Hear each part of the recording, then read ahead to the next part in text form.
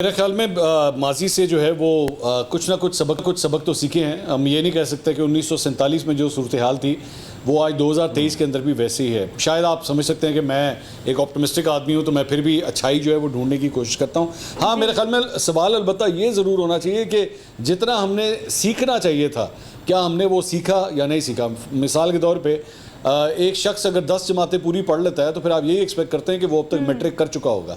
लेकिन अगर एक शख्स 10 जमातें पढ़ चुका हो और आपको पता लगे कि अभी उसके सिर्फ अलिफ बे पे का कायदा ही सीखा है, तो फिर वो मेरे ख्याल में नाइंसाफ़ी होगी कि आपने इतने साल 10 साल लगा के अब तक सिर्फ ये सीखा है। तो पाकिस्तान के हवाले से भी अनफॉर्चुनेटली मेरे ख्याल में यही सूरत हाल है कि टाइम तो हमने काफ़ी लगा दिया, 76 साल लगा दिए, लेकिन जितना कुछ हमें सीखना चाहिए था शायद हम वो नहीं सीख सके। बिल्कुल मंसूर साहब, एक और चीज अगर हम बात करते हैं माजी की, जितनी भी हुकूमतें आती है हर हुकूमत यही बात करती है कि भैया हमें बड़े मुश्किलात हैं, बड़ी बड़ी टेंशन है, बहुत सारी ऐसी चीजें हैं कि उसको ठीक करना है, बट चैलेंजेस हैं। निगरान सेटअप की बात की जाए तो अब निगरान सेटअप जब अब आ भी रहा है, वज़ीर-ए-आज़म तो आगे, दीगर काबीना ने भी आना है, तो क्या क्या चैलेंजेस का सामना हो सकता है इसे? मेरे ख्याल में निगरान सेटअप के लिए जो है वो 3 मुख्तलिफ बड़े चैलेंजेस जो हैं वो सामने खड़े हुए हैं। एक तो सबसे बड़ी बात ये कि इस निगरान सेटअप के हवाले से तमाम सियासी जमातों को इस बात की सेटिस्फैक्शन होनी चाहिए कि ये निगरान सेटअप सबके लिए न्यूट्रल ही रहेगा, और ये नहीं होगा कि चंद लोगों के साथ न्यूट्रल रहे और चंद के साथ जो है वो बिल्कुल जानिबदार हो जाए और उनके साथ जो है वो सुतीली माँ वाला सलूक शुरू हो जाए। खैबर पख्तूनख्वा और पंजाब की निगरान हुकूमतों के हवाले से ये इल्ज़ामात बड़े संगीन हैं उन लोगों के ऊपर कि उन्होंने इंसाफ नहीं किया और वो गैर जानिबदार नहीं रहे। तो इस वफाकी हुकूमत के लिए एक तो ये सबसे बड़ा चैलेंज होगा। दूसरा, मेरे ख्याल में मईशत जो है वो एक सबसे बड़ा चैलेंज है इस निगरान हुकूमत के लिए कि IMF का प्रोग्राम ऑलरेडी चल रहा है और IMF का प्रोग्राम जो है वो कंटिन्यू करे, उसके अंदर कोई रुकावट नहीं आनी चाहिए, कोई ऐसा कदम ना उठा दिया जाए जिसकी वजह से इसके अंदर कोई प्रॉब्लम आए। और तीसरा जो सबसे बड़ा चैलेंज होगा वो मेरे ख्याल में इलेक्शन का इनेकाद है कि ये निगरान सेटअप जो है अपने मुकर्ररा वक्त के अंदर ही आया है, मुकर्ररा वक्त के अंदर रहे और जो इलेक्शंस कराना इसका काम है वो वैसे ही करवाए। ज़ियाउल हक साहब के दौर की तरह ना हो जाए कि आए तो सिर्फ चंद दिनों के लिए थे लेकिन उसके बाद एक दहाई जो है वो पूरी की पूरी गुजर जाए और वो शख्स जो है वहाँ से छोड़ के ना जाए। तो बस ये काम जो है वो नहीं होना चाहिए। ठीक है सर, आपने इनकी बात की, इंतखाबात की, स्पेसिफिकली हम बात करें तो इट्स प्रीटी मच क्लियर के नई मरदमशुमारी के तहत इंतखाबात होंगे, जो कि एक्स प्राइम मिनिस्टर शहबाज शरीफ ने कह दिया था। लेकिन इंतखाबात अगर नई मरदमशुमारी के तहत होंगे मतलब ये कि नई हल्का बंदियाँ, और नई हल्का बंदियाँ मतलब टाइम टेकिंग प्रोसीजर। तो इंतखाबात अभी दूर जाते हुए दिखाई दे रहे हैं। जो कन्फ्यूजन है इलेक्शंस को लेके, ये कब तक रहेगा, आपको क्या लगता है? मेरे ख्याल में नई हल्का बंदियां जो हैं वो तो अब लाजिम हो गई हैं, ये हर सूरत आपको करनी पड़ेंगी, इससे छुटकारा हो नहीं सकता। और अगर ये सिलसिला शुरू होता है और इलेक्शन कमीशन ऑफ पाकिस्तान जो है वो पूरी फोर्स के साथ ये काम अगर स्टार्ट करता है, तो तब भी हमारे सोर्सेज और तजियाकार चंद जो हैं वो यही बात कह रहे हैं कि फरवरी का आखिरी हफ्ता या मार्च का पहला हफ्ता जो है हर सूरत आएगा ही आएगा नए इंतखाबात के लिए। बस आप ये दुआ कीजिए कि इन हल्का बंदियों के मामले के अंदर जो है इससे आगे कहानी ना चली जाए। दूसरी बात यह कि अगर ये नहीं होती, ये हल्का बंदियाँ नहीं भी करवाई जाती और नई मरदमशुमारी जो है वो अब आपके ऊपर ड्यू है, अगर आप उसके तहत नहीं करवाते तो फिर एक गैर कानूनी हरकत हो सकती है, गैर आइनी हरकत हो सकती है। तो इसलिए मेरे ख्याल में ये तो अब एक नेसेसिटी है, ये हर सूरत आपको करना पड़ेगा और इसकी वजह से हर सूरत इलेक्शन डिले भी होंगे। अच्छा मंसूर साहब, एक और चीज जो हमने देखा है कि चाहे वो अभी पीपल्स पार्टी की बात की जाए, तहरीक इंसाफ की जाए, नून लीग की जाए, तो निगरान सेटअप के लिए जो बातें, जो खबरें हमारे सामने गर्दिश कर रही हैं उसमें ये बात भी काबिल जिक्र है कि भाई ये सेटअप जो है ये लंबा हो सकता है, इसका टेन्योर भी लंबा हो सकता है। तो ऐसे में सर क्या होगा पीपल्स पार्टी नून लीग के साथ, कैसे नजर आएंगे आप?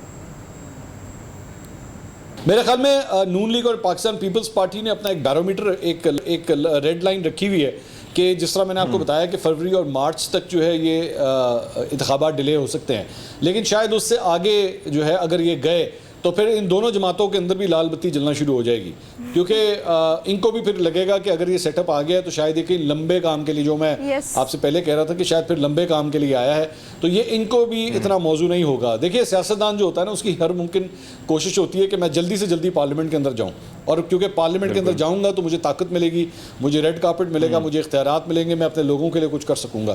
तो जितनी देर तक अगर ये पावर उसके पास नहीं होगी, वो झंडे वाली गाड़ी उसके पास नहीं होगी, तो उसके उसके बगैर उसकी सियासत बेकार है। तो अल्टीमेटली ये दोनों जमातें भी एक हद तक इंतजार करेंगी, लेकिन फिर ये भी चाहेंगी कि इलेक्शंस जो हैं वो जल्द अज जल्द हो जाएं। ठीक है सर। अनवारुल हक काकड़ सर एक अनएक्सपेक्टेड नाम था जो कि ऑल दो सामने आ गया। अब निगरान वज़ीर आज़म है वो, और आपको पता है निगरान सेटअप का ऑल दो काम ये कि ट्रांसपेरेंसी से इंतखाबात कराया जाए, लेकिन जो इस वक्त पाकिस्तान जिस दौर से गुजर है, सियासी मसाइल हो, मुआशी मसाइल हो, एक अंबार लगा हुआ है, तो जो आने वाले दिनों का प्रेशर है इलेक्शन समेत, क्या वो बेयर कर सकेंगे? अनवारुल हक साहब के अंदर एक बहुत बड़ी खासियत है जिसकी मेरे ख्याल में अगर मैं तारीफ ना करूं तो नाइंसाफ़ी होगी। उनके अंदर पेशेंस बहुत है। मैं उनको को बहुत ज़्यादा अच्छी तरह नहीं जानता, लेकिन मेरा एक ऐसा टेन्योर था जिसमें मैं को 3-4 दिन जो है मुसलसल इनसे रोज़ाना की बुनियाद पे मिलता रहा और कई घंटे हम इकट्ठे बैठे होते थे। तो मैंने उसके बाद उनकी पर्सनालिटी के हवाले से जो एक चीज़ मैंने अक्स की, वो बड़े सॉफ्ट स्पोकन है, अगले की बात सुनना जो है वो उनको आता है। एक अच्छे सियासतदान का, एक अच्छे इंटेलेक्चुअल का जो उसकी जो पावर होती है वो ये होती है कि वो सिर्फ बोलना नहीं अच्छा जानता हो, सुनना भी अच्छा जानता हो। तो अनवारुल हक काकड़ साहब की ये एक बड़ी अच्छी आदत है।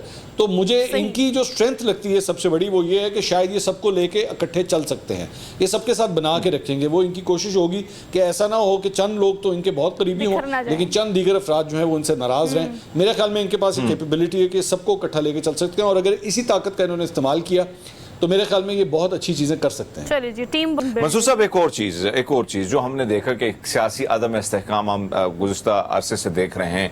अब आपको क्या लगता है कि एक तो निगरान सेटअप आ गया, लेकिन आगे आने वाला जो सियासी मंजरनामा है मुल्क का, उसको आप कैसे देखते हैं सर? कैसे तब्दील होगा आने वाले दिनों के अंदर? अगर मैं सिर्फ अगले 1 महीने की बात करूं तो 2 बड़ी चीज़ें जो है मैं होते हुए देख रहा हूं। एक तो बल्कि 3, बल्कि आप समझ लीजिए। एक जो सबसे बड़ी तब्दीली आएगी वो तो जाहिर बात है चीफ जस्टिस के टेन्योर में आएगी, और अब तकरीबन 1 महीना और 1 दिन रह गया है मौजूदा चीफ जस्टिस की मियाद ख़त्म होने में, तो एक नए चीफ जस्टिस जो हैं वो आएंगे। साथ ही साथ उसके बाद जो नेक्स्ट स्टेप होगा वो नवाज शरीफ साहब की वापसी है। ये कहा जा रहा है कि 20, 21, 22 सितंबर तक जो है नवाज शरीफ साहब वतन वापस आ सकते हैं। और तीसरी चीज़ जो मैं देख रहा हूँ वो 1 से 2 महीने के अंदर, इससे ज़्यादा मुझे लगता है डिले हो नहीं सकेगा, शायद इससे पहले भी हो जाए, कि इमरान खान साहब को ज़मानत पर रिहा किया जाएगा। तो इमरान खान साहब अगर ज़मानत पर रिहा होते हैं और नवाज शरीफ साहब भी वतन वापस आ जाते हैं तो ये एक बड़ा अनहोनी होगी, बड़ा एक रेयर मोमेंट होगा कि इन दोनों में से कोई एक शख्स जो है वो ताकत में नहीं होगा। दोनों ही जो है वो इक़्तिदार के बगैर होंगे, दोनों ही जो है वो सियासत के मैदान में होंगे, और फिर देखते हैं कि ये दोनों सियासतदान जो है वो किस तरह अपनी अपनी पॉलिटिकल कैंपेन को आगे लेके चलते हैं। ठीक है, thank you so much for joining us for good morning public. Mansoor Ali Khan हमारे साथ मौजूद थे। और हरमीत, एक बात बिल्कुल ठीक है कि जो ग्लिचेस है ना ये आहिस्ता आहिस्ता ग्रेजुअली अब दूर होते जा रहे हैं। जितनी बात की जा रही थी निगरान वज़ीर आज़म को लेके, अब वो चीज़ काफ़ी हद तक क्लियर हो गई है। इंतखाबात को लेके भी चीज़ें आहिस्ता आहिस्ता ग्रेजुअली क्लैरिटी की तरफ जा रही हैं। लेकिन ये कॉम्बिनेशन इसका लास्ट में उन्होंने जिक्र किया ना कि अगर आ जाते हैं वापस नवाज शरीफ तो फिर चीज़ें और डायनामिक से तब्दील हो सोहा, कल आपने देखा होगा सदर मुमलिकत का जो खिताब था उसमें, उससे पहले आर्मी चीफ ने जो खिताब किया उसमें 9 मई का जिक्र हुआ था कि हम उनको नहीं छोड़ेंगे जो इसमें इन्वॉल्व थे। लेकिन दूसरा जो खिताब अगर सदर साहब का अगर आप देखें तो उसमें यही बात थी कि मुल्क जिन हालात से गुजर रहा है, जिन मसाइल का, बहरान का हमें इस वक्त सामना है, उससे बेटर है कि हम तमाम तरह स्टेक होल्डर मिल के बैठें और इसके लिए कोई लाएमल तय करें। तो मेरे ख्याल में ये ज़बरदस्त चीज़ है कि माजी में हमने एहतसाबात की तमाम तरह चीज़ें हमने देखी, जेलों में डाल के देखा, केसेस देखे, लोगों को अंदर करके देखा, लेकिन सिस्टम उसी तरह चलता रहा। वही पार्टी, वही लीडर आज भी जिंदा है और उनकी पार्टी सिस्टम आज भी चल रहा है। तो मेरे ख्याल में इस वक्त जो बहरान है, जो सिस्टम चल रहा है और जो मसाइल का मायूसी के जो बादल छाए हुए हैं, मुझे लगता है कि सबको मिलकर बैठना होगा और कहीं ना कहीं एक हल निकालना होगा ताकि इस मुल्क को, इस रियासत को दुरुस्त रास्ते पे, तमाम सियासी जमातों को, तमाम महकमाजात को एक पेज पर आना ही पड़ेगा, तभी पाकिस्तान के मसाइल के हल के लिए बातचीत की जा सकेगी।